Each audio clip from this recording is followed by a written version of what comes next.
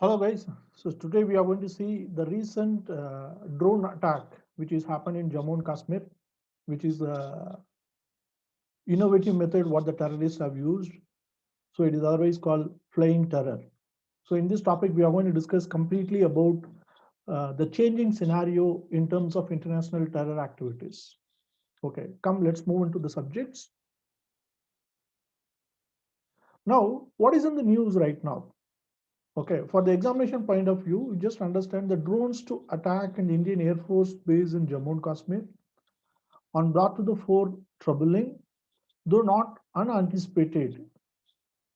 It's a new mode of terrorism for the country, not only for India, and these kind of attacks have been done many places across the globe. That is also I'll explain it. But for India, it is a unique, particularly from our neighbor. These kind of activities are it creating a all different kind of scenario when it comes to the defense preparedness or for a terrorism control or anti-terrorism effort and everything. Though there were no casualties at the base, the fact that there were at least two more subsequent attempts were done to use the use of drone to attack military targets. Primarily, they have what you call targeted the military establishment in Jammu and Kashmir. You know what happened recently, what you call few months back about the surgical strike as well as the Uri attack in Jammu and Kashmir, where the defense establishment were primarily targeted by the terrorist organization from across border from Pakistan. Okay, so this is a kind of follow-up in a different tone. Okay, so the use of unmanned aerial vehicle. So normally the drones were considered as technically it is called as an unmanned aerial vehicle. It is an autonomous weapon system and robotic soldiers by states in warfare.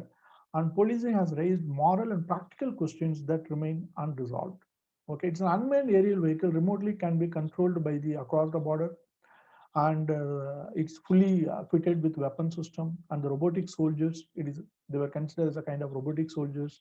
So even if these unmanned air vehicles are getting caught by enemy state, not much damage to them because no one will be there, no pilots or what do you call any other human being. So normally compared if you take drone, the cost of drone compared to the pilot, which is much more than what do you call it, it goes up a kind of piecemeal. Okay, so the pilot training and cost it's very high. So the method of drone attack what the neighbors are doing it across the border, it is something unique and it is cost effective and it can be easily target the enemy. So in that aspects we have to get ready and get ourselves prepared very well for this, otherwise it will be a big drama may happen in near future. Okay, so now we will see what are the other international attempts. So these kind of terrorist attacks, whether it has happened anywhere across the globe. Yes, it's happened in 2018. The Syrian rebels used homemade drones to attack Russian military bases. So if you see that Syria and Russia, they have a tussle. The Syrian rebels were used against the Russian military. It happened in 2018. And the same year, the Venezuelan president, it's a South American country, Venezuelan president Nicolas Maduro had a narrow escape after a drone flying towards him exploded at a short distance away. This is another major incident, and a high level dignitary equal to the president were targeted simply by using the drone, empty drone. Next is 2019, the Houthi rebels claimed responsibility for bombing Saudi oil establishments using the drone. So these kind of high sensitive zones, say for example, oil establishment or nuclear reactors. Okay, so in India also we have a large number of places nuclear reactors are there. Chemical factories, like say for example, Bhopal gas tragedy, what happened? That kind of poisonous chemical factory. So there are multiple locations working across the globe. So these sensitive installations can be easily targeted by unmanned aerial vehicle. It's otherwise called drone. So it's a kind of version 2 form of terrorism. So we need to see how the international agencies, international countries are coming together to face these kind of issues. Okay, so these things are international attempts what happened across the globe. Okay, so now these new modes of sabotage and violence enabled by technology reduce cost and risk of identification for terrorists while increasing their efficacy. This is what I have told. As far as the terrorist is concerned, for them, the cost reduction is very huge, and the risk of identification, who what do you call, who is authorized to operate the particular drone and who is involving behind it, that's little difficult to identify, or what do you call, getting the tail mark of evidence or proving them in front of the court, it's very, very difficult. So in that aspect, the operational efficiency for the terrorist is very high under this. Simultaneously, security agencies would find conventional tools redundant in combating terrorism. So they having the method of old school method may not be suitable in coming days in this kind of modern warfare. Terrorism may not even require organization, as individuals with sufficient motivation and skills can carry out such attacks and remain under the radar like the drones they use. You got the point. So now there is no need of any big organization to attack somebody like Al Qaeda or Lashkar-e-Taiba or something. Any individuals which is having a some amount of technical knowledge, they can use this kind of drones if it is not properly controlled. That's the worrying aspects of this. Okay. So now we will see how the international frameworks are going to work against this kind of drone attack across the globe. So the existing international framework for controlling the proliferation of technology that can be weaponized, such as you all know that you might have studied in IAS mains, something called Wassenaar Arrangements and the Missile Technology Control Regime, that is called MTCR, Missile Technology Control Regime, and Wassenaar Arrangements, is also largely useless in the emerging scenario, because these two things are what do you call it, is talking about the large scale sophisticated technology in terms of production of the missiles, whereas the drone uh, totally what do you call, made upside down this kind of high-end technology. They made it very simplified, and they can go for a tailor-made pinpoint target by using lightweight drone. That is possible. Okay, that we will come to know that in this the coming slides. The states, including India, sought to deal with the terrorism with a combination of stringent laws, invasive surveillance, harsher policing, and offensive against other countries that support terrorist groups. So now the India stand may become like this, not only for India stand, even for the other countries, those who are facing these kind of issues. They need to go for a stringent laws. This is one. And invasive surveillance, like what we did in what do you call surgical strike. We need to cross the border and monitor the enemy and attack them. Harsher policing, again example of surgical strike. Offensive against other countries that support terrorist groups, like say for example, the entire world knows that Pakistan is harboring the terrorism. A lot of agencies are working from there. So the countries need to go offensive against other countries that support terrorist groups, primarily to Pakistan as well as even for China. This approach has only had limited success in ensuring peace anywhere, while the human and material costs have been very, very high. So far, the drone attack across the globe is having a limited success. Okay, and the men and material loss also not much. But in future, this can be made what do you call drastic loss. Say, for example, even if you take 2011 or 2001 attack, 2011 attack, there even the passenger aircraft can be converted into the missile or weapon. So that is what Al Qaeda, what do you call, showcased to the entire world.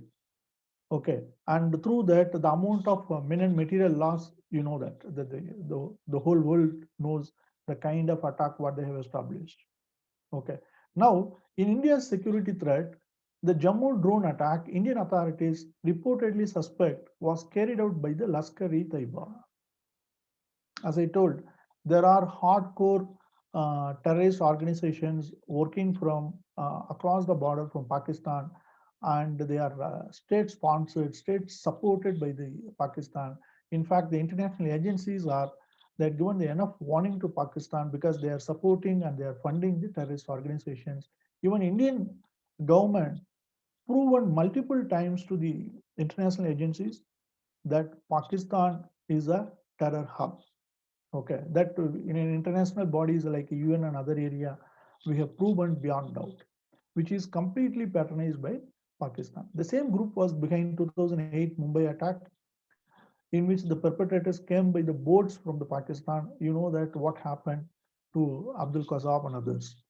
India has tried to punish Pakistan for its support to terror groups in recent years. And this is what I have told through what you call marginalizing Pakistan in international agencies by proving with the proper evidence that we have achieved some tremendous success in terms of cutting the fund.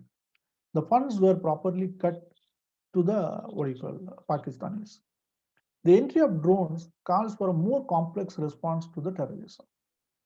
Now, this entry of drones, it is totally changing the entire scenario of what you call international effort to control the terrorism across the globe. We need to wait and see how this international community is going to react and work forward. So now, what is the way forward? The terror groups do capitalize on state patronage, but technology is enabling them to autonomous in an unprecedented fashion. So even though state patronage is there, these kind of technology will make even the lone wolf attack, it's possible. Okay, so in normally in terrorist what do you call parlance, lone wolf attack, they call it as a lone wolf attack. So that means individually the people can create a havoc and create the huge amount of men and material loss. They can do it um, uh, by using this kind of advanced technology like drones or unmanned aerial vehicle. From turning, like as I told in 2001, what happened? The turning the passenger planes into the missiles in a W2 attack in 2001. Terrorism has come a long way, and one cannot foresee where it will go next. Okay. Enhance international cooperation and consensus on the development and deployment of technologies are required to deal with these kind of challenges. The international community should come together and they should come up with a proper framework of plan and strategies to control these kind of menace. India can and must take an active role in this process because uh, any kind of terrorism attack, India is experiencing it well ahead of the rest of the world. So in that aspects, India can take and must take an active role in this process, and they can initiate the whole process how to control this kind of menace. Now, what are the steps taken by the government of India within India? So now recently, if we see that unmanned aircraft system, we call it as UAS rules. UAS rules 2021. So this can be raised as a question, potential question in your examination, both prelims and mains. So please note down this unmanned aircraft system rules 2021 issued by Ministry of Civil Aviation from Government of India. So what they have done, they have classified the drones into the different structures. One is nano drones, another one is micro and small, and the third category is medium and large drones. It is purely based on the weight of the particular drone. The drones weighing less than or equal to 250 grams. It is very, very miniature size, smaller one, fall under this category. The Unmanned Aircraft System Rules 2021 state that no license or permit is needed to fly such drone. So as per the latest rule, if somebody is using what do you call micro or nano drones, which is weighing less than 250 gram or around 250 gram, so there is no need of any license or a permit from Government of India. Next one is micro and small drones. Micro drones are those weighing more than 250 grams but less than 2 kilograms. The latter, small drones, indicates unmanned aircraft system weighing more than 2 kilograms but less than 25 kilograms. So the pilots of such drones require UAS operator permit 1 category. So they call it as UAOP1 for all playing purpose, which is coming under the micro as well as small drone, that is above 250 gram up to 2 kilogram. Next is 2 to 25 kilogram. Both the category, they need to have what you call unmanned aircraft system operator permit 1 for all flying purposes. Next is the drone pilots will have to follow the standard operating procedure. There is an SOP, rules and regulations are formulated as accepted by the Director General of Civil Aviation. The permit will allow one operation of such drones limited to the visual line of sight. So these are all technical term you have to write as it is in your examination. It is called visible line of sight. That means from the operator, when he is operating it, the whole operations of drone, he should be able to see with the naked eye without any technical equipments. Only that far the drone can be operated. That is considered as a standard operating procedure by the rules framed by the DGCA. And the third category is medium and large drone. The guidelines specify the medium drones as those weighing more than 25 kilogram but less than 150 kilogram, while large drones have been classified as those weighing more than 150 kilogram. 25 to 150 one category and 150 and above, it's another category. For operation of either one of them, let it be any belongs to either 25 to 150 or 150 and above, they need to go for the second category of operator permit. That means unmanned aircraft system operator permit category 2, UJOP2. So these are all the guidelines issued by the Ministry of Civil Aviation recently in the year 2021 to what you call rationalize the usage of drones, because from the initial perspective, the drones can be misused, very easily. Say for example, they can say that I'm purchasing a drone or importing a drone from abroad for the purpose of marriage or for event management or for photograph. Okay, or for even nowadays we are using it in agriculture also. Okay, for a seeding purpose or for spraying a pesticide or any kind of aerial visual of large scale agricultural field. So we are using heavier size of drones, which is normally coming under medium or a large drone. So these drones very easily can be misused, and it can be used against tool for, as a tool for terrorist activities. That is possible. So the government of India, when they are making this kind of rules, they need to make sure that the regular operations of the technical operations used by the drones for a constructive purpose should not be get affected. Okay, for that purpose only they are making these kind of rules. There is a nano, micro and small second category, and medium and large drones as a third category.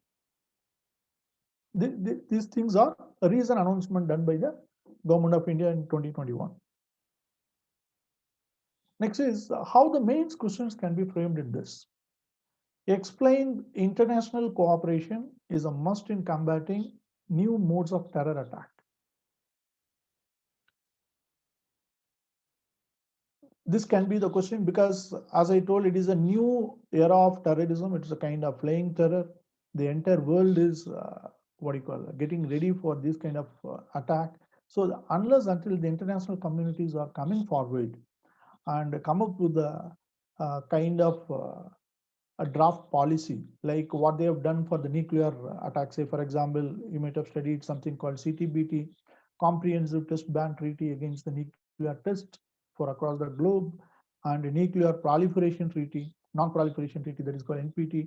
So these kind of because it's a weapons of mass destruction. Nuclear weapon is considered as a weapon of mass destruction. So the international community, they already come strongly and they made a strong draft policies and the treaty, and across the globe and strictly followed. So CTBT and NPT is the best example. So these kind of new international draft is much needed right now, even for unmanned aerial vehicle, or it's otherwise called drone. So as we discussed already, under these aspects, India can actively participate and they can initiate very strong steps towards creating this kind of draft policy or bringing all the international communities against this kind of aerial terror. Thank you. We will see you soon in the next session.